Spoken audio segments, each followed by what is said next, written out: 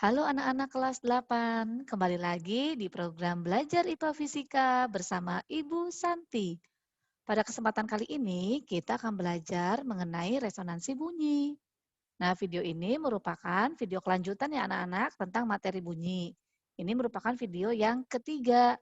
Jadi pastikan kalian sudah menonton video penjelasan Ibu sebelumnya tentang bunyi pada video pertama dan kedua. Baik anak-anak, sebelum kita lanjut, pastikan kalian sudah subscribe channel YouTube Ibu Santi. Yuk kita mulai. Pengertian resonansi. Resonansi adalah peristiwa ikut bergetarnya suatu benda akibat benda lain yang bergetar dengan nilai frekuensi sama. Ini contohnya ada beberapa butir beras gitu ya diletakkan di atas plastik yang tipis seperti itu. Kemudian ada yang memukul-mukul wadah cetakan kue itu ya anak-anak ya. Kalau kalian amati, ketika diketuk atau dipukul wadah tersebut, butiran-butiran beras di sini itu terpengaruh ya atau bergerak. Selanjutnya, kalau kalian amati di sini juga ada 2 gelas minuman anggur gitu ya. Kemudian gelas yang pertama itu diberikan sebuah perlakuan gitu ya. Nah, ini diputerin itu kan di bibirnya. Ternyata sedotan yang diletakkan di gelas kedua itu merasakan getaran gitu anak-anak ya sehingga sedotannya bisa jatuh. Ini merupakan contoh peristiwa resonansi dalam keseharian. Berikutnya kita akan mempelajari lebih lanjut dan contoh-contoh lainnya. Resonansi pada bandul. Frekuensi pada ayunan bandul dipengaruhi oleh panjang tali. Materi ini sudah Ibu sampaikan ya sebelumnya. Selanjutnya, oleh karena itu, bandul yang dapat mengalami resonansi adalah bandul yang panjang talinya sama. Masih ingat ya anak-anak ya? Bandul yang talinya pendek itu nanti mempunyai frekuensi yang besar. Sedangkan bandul dengan tali yang panjang itu nilai frekuensinya kecil atau rendah seperti itu. Baik, kita akan lihat di sini ada sebuah tayangan terdapat 4 buah bandul anak-anak yang mana 2 bandul talinya pendek dan 2 bandul bertali panjang seperti itu. Jadi yang bertali pendek di sini frekuensinya sama ya. Nah, yang ini juga sama. Ada 2 nilai frekuensi nih anak-anak ya, bandul bertali pendek dan bandul bertali panjang. Kita akan amati peristiwa resonansi yang terjadi. Nah, ini kalian lihat yang bertali pendek dulu ya, salah satu bandul diayunkan. Ternyata tidak lama kemudian bandul lainnya ikut berayun anak-anak. Nih kalian bisa amati di sini ya. Tadi kan yang diayunkan salah satu, ternyata kedua-duanya nanti ikut berayun. Nah sekarang yang bertali panjang. Nih bandul yang sebelah kanan diayunkan. Nah ini yang sebelah kiri kalian amati mulai berayun. Ini kalian bisa coba juga anak-anak di rumah masing-masing ya, peralatannya sederhana kok. Nah ini dia. Tuh ya, terlihat bandulnya bergantian berayun gitu ya. Ini menunjukkan telah terjadi peristiwa resonansi atau ikut bergetarnya benda lain karena ada benda lain yang bergetar dengan frekuensi sama seperti itu. Oke, selanjutnya resonansi pada gelas. Nah, ini kita lihat resonansi pada gelas anggur menyebabkan terdengarnya bunyi yang cukup keras atau kuat seperti itu ya. Jadi bisa dideteksi dengan terdengarnya suara anak-anak seperti itu. Nah, penambahan jumlah air akan mempengaruhi frekuensi bunyi yang dihasilkan. Yuk simak video berikut ini. Tapi ini Bu Santi tidak membahas yang ini ya, yang bawah. Ibu hanya membahas bagian penjelasan atas aja, yaitu adanya bunyi yang cukup keras atau keras anak-anak kita lihat di sini.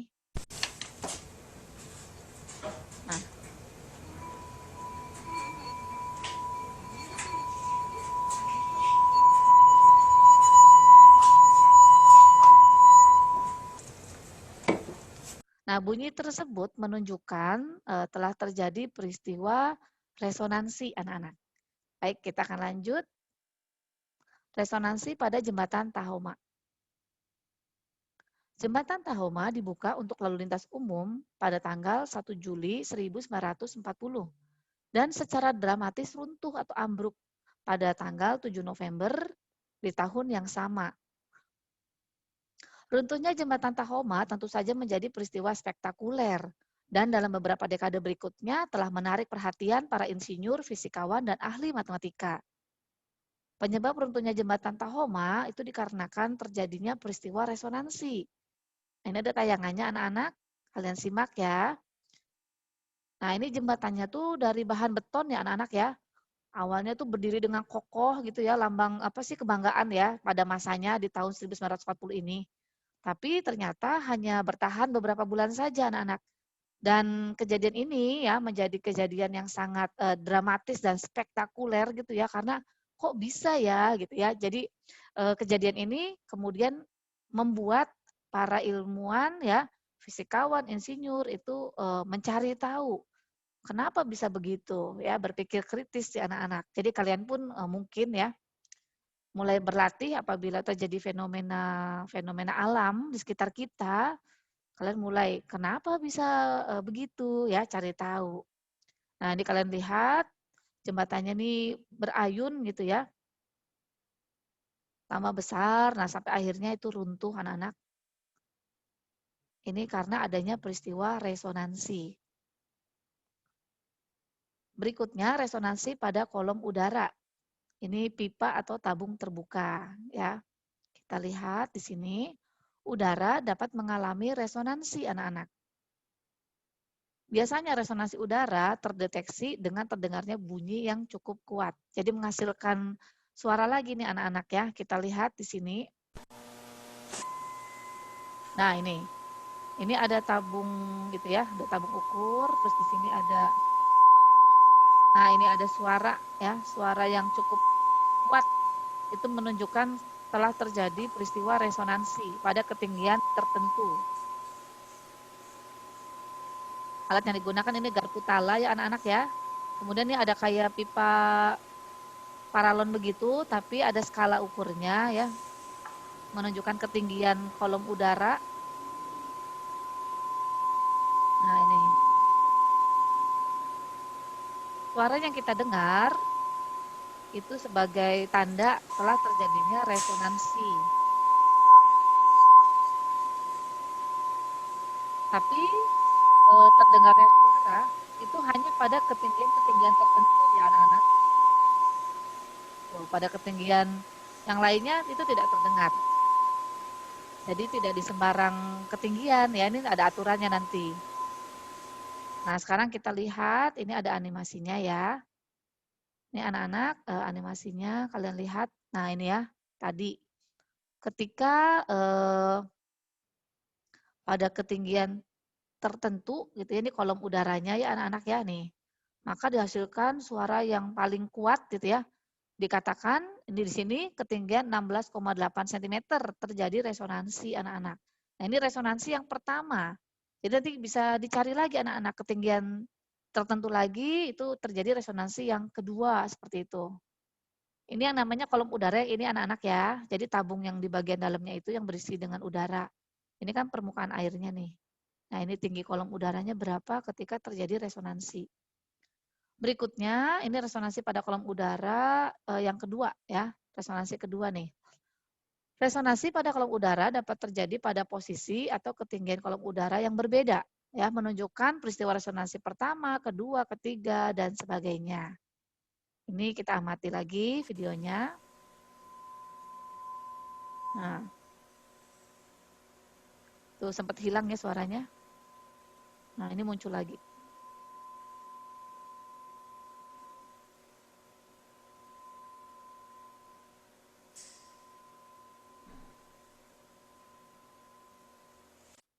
Ya, seperti itu.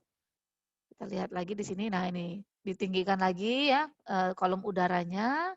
Ternyata pada ketinggian tertentu di sini tercantum 50,4 cm itu dihasilkan suara yang cukup kuat ya, itu menandakan terjadi resonansi yang kedua anak-anak.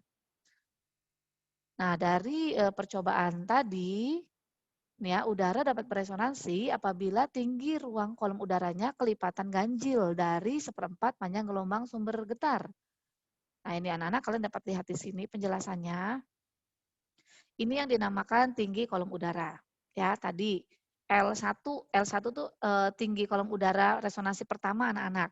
Kalau tadi di animasi sebelumnya kita lihat ketinggiannya 16,8 ya. Kemudian ketika dinaikin lagi gitu ya, si apa tadi tuh pipanya pada ketinggian tertentu terdengar suara lagi gitu ya, percobaan kedua. Itu tadi percobaannya menunjukkan angka 50,4 cm ya, jadi lebih tinggi ini kolom udaranya.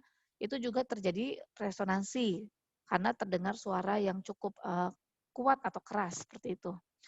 Nah, dari sini kita bisa lihat anak-anak, resonansi pertama itu kurang lebih bentuk gelombangnya seperti ini ya. Ini hanya setengah bukit anak-anak ya, ini setengah bukit. Jadi bernilai seperempat gelombang ya, setengah bukit kan nilainya seperempat gelombang.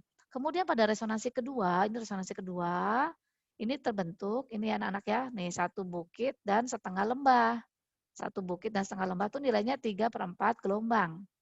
Dan pada resonansi ketiga, gelombang yang terbentuk seperti ini ada satu bukit, satu lembah, dan setengah bukit. Ini bernilai 5/4 gelombang. Jadi kalau kalian amati ya, di sini ada kelipatan ganjil nih bilangannya 1, 3, 5 ya. Resonansi pertama, bilangan ganjil pertama 1. Resonansi kedua, ini bilangan ganjilnya bilangan ganjil kedua 3. Resonansi ketiga, ini pun menunjukkan bilangan ganjil yang ketiga yaitu 5 ya, 5/4 kali panjang gelombang seperti itu. Lanjut, persamaan resonansi pada kolom udara atau pipa tabung terbuka ya. Nah, ini persamaan umum resonansi pada kolom udara. Dari ini anak-anak ya, dari persamaan ini kita dapat membuat sebuah persamaan umum seperti ini anak-anak. Jadi N itu menunjukkan resonansi yang keberapa gitu ya. Jadi panjang gelombang untuk resonansi keberapa. Nah, bilangan ganjil itu bisa dicari lewat persamaan 2N-1 anak-anak. Jadi misalnya bilangan ganjil pertama, itu berarti N-nya 1, 2 kali 1, 2, dikurangi 1 kan 1. Bilangan ganjil pertama itu berarti 1. Nah, kalau misalnya mau cari bilangan ganjil ketiga, berarti N-nya diganti 3 anak-anak. 2 dikali 3 itu 6, 6 dikurangi 1 itu 5. Bilangan ganjil ketiga itu kan 5 ya. 1, 3, 5, ya kan? Seperti itu, ini cara cepat untuk menentukan bilangan ganjil kesekian gitu anak-anaknya, ini rumusnya. Jangan lupa kelipatan per 4 ini ya, jadi per 4 dikali panjang gelombang. Nah, kalau mau cari panjang gelombangnya, berarti tinggal dibalik aja anak-anak ya. Jadi 4-nya yang di atas nih, 4 kan 4-nya pindah ruas ke sini ya. Jadi 4 dikali ln per bilangan ganjilnya 2n-1 seperti itu. Kita langsung saja akan mencoba mengerjakan latihan soal yang sudah Ibu sediakan. Oke, mari mencoba yang pertama. Gelombang bunyi mempunyai panjang gelombang 72 cm. Tentukan tinggi kolom udara bila terjadi resonansi pertama, kedua, dan kelima. Jadi ini data yang kita miliki anak-anak dari soal, ya kita tulis dulu diketahuinya ya. Ya, kita tuliskan di sini ya.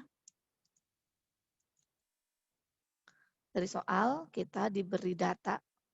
Diketahui ini anak-anak. Panjang gelombang 72 cm. Panjang gelombang itu lambda ya. 72 cm. Nah, yang ditanya ini anak-anak tinggi kolomnya. Tinggi kolom tuh L ya. Untuk resonansi pertama, kedua, dan kelima. Jadi yang ditanya adalah L1, L2, dan L5-nya berapa? Jawab. Tuliskan dulu ya rumus umumnya. Ln sama dengan 2n-1 per 4 ya, per 4 dikali lambda. Nah, ini kita tinggal masukin L yang pertama. L1 berarti bilangan ganjil yang pertama. 2 dikali 1, 2 dikurangi 1 berarti 1 ya anak-anaknya, bilangan ganjil pertama tuh 1 per 4 dikali lambda. Lambdanya itu 72 anak-anak. Nah, sudah nih ya, hasilnya langsung saja. 1/4 dikali 72. Ya, atau 72 dibagi 4. Ini hasilnya adalah 18. Jadi resonansi pertama akan terjadi pada ketinggian kolom udara 18 cm anak-anak. Sedangkan untuk resonansi yang kedua, L2, berarti bilangan ganjil yang kedua anak-anak ya. Kalau kalian hitung langsung juga bisa ya, 1, 3 ya, bilangan ganjil yang kedua tuh 3. Tapi kalau nanti angkanya besar ya, resonansi misalnya ke 20 ya, itu kan kalau dihitung pakai jari agak ribet ya anak-anak, masukin ke rumus aja gitu. Jadi kedua ya berarti tinggal 2 dikali 2 itu 4. 4 dikurangi 1 itu 3. Maka nanti rumusnya jadi 3/4 dikali lambda. Lambdanya 72 tetap ya. Tadi kita sudah cari ya, 72 dibagi 4 itu 18. Berarti tinggal 3 dikali 18. Ya, hasilnya adalah 54 cm. Ini untuk peristiwa resonansi yang kedua. Artinya kalau tinggi kolom udaranya 40 cm, ya nggak akan terdengar suara anak-anak, tidak terjadi resonansi. Resonansi hanya terjadi pada ketinggian ini ya 18 cm, 54 cm gitu ya. Kemudian yang resonansi yang kelima kita akan cari L5-nya. Bilangan ganjil yang kelima, berarti 2 dikali 5 itu 10. 10 dikurangi 1, 9 ya, bilangan ganjilnya itu 9. 9/4 dikali 72. Sama ya, 72 dibagi 4 itu 18, kalian tinggal mengalikan 18 dengan 9. Hasilnya adalah 162 cm. Seperti ini. Mudah ya anak-anak ya? Oke, kita akan lanjut ke contoh soal berikutnya. Mari mencoba yang kedua. Sumber bunyi beresonansi ketiga saat tinggi kolom udara dalam tabung 45 cm. Berapakah panjang gelombang sumber bunyi tersebut? Ya, ini yang ditanya berapa panjang gelombangnya. Nah, ini berbeda soal ya anak-anak ya. Materi yang sama tapi yang ditanyakannya berbeda. Sama seperti yang tadi kita data dulu ya, diketahui dari soal ini kita punya keterangan resonansinya yang ketiga anak-anak. Kemudian ini menunjukkan tinggi kolomnya ya, ini tinggi. Tinggi kolom udara itu berarti L ya. L3-nya anak-anak. Ada L3 45 cm. Yang ditanya panjang gelombangnya berapa? Jawab. Tuliskan rumusnya ya. Tinggal dibalik ya anak-anak ya. Sekarang kalau mau cari lambda itu berarti apa namanya? Dibalik posisinya.